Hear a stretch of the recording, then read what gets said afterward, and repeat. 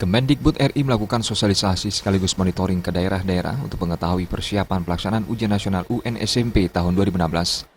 Di Bali, menurut Inspektur Jenderal Kemendikbud RI, Daryanto, sejauh ini persiapan UN sudah baik. Naskah UN sudah tiba dari percetakan dan saat ini disimpan di gudang penyimpanan. Naskah akan didistribusikan mulai 6 Mei ke masing-masing subrayon. Keberadaan naskah juga dijamin keamanannya dengan dikawal pihak kepolisian, sejak pengiriman dari percetakan hingga distribusi ke masing-masing sekolah nanti. Daryanto menegaskan, memperoleh indeks integritas tinggi dalam penyelenggaraan UN merupakan kebanggaan sekolah, sehingga setiap sekolah diharapkan melaksanakan UN dengan berintegritas dan jauh dari kecurangan.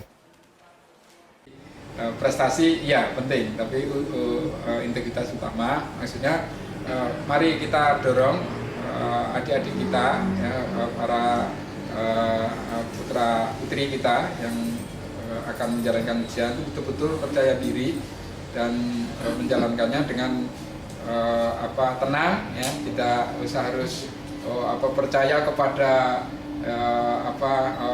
hal-hal yang negatif, tapi kesiapan belajar itu menjadi modal utama, dan ketenangan itu menjadi penting, ya. Serta tentu harus doa, ya, supaya lancar ujiannya.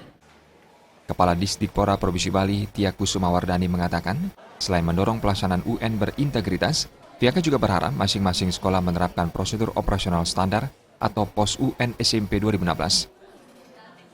Kepada semua para kepala sekolah jenjang SMP dan berikutnya ujian sekolah terkoordinasi untuk jenjang SD, supaya benar-benar apa yang tertuang di dalam POS itu benar-benar dipakai sebagai acuan pada saat penyelenggaraan ujian berlangsung.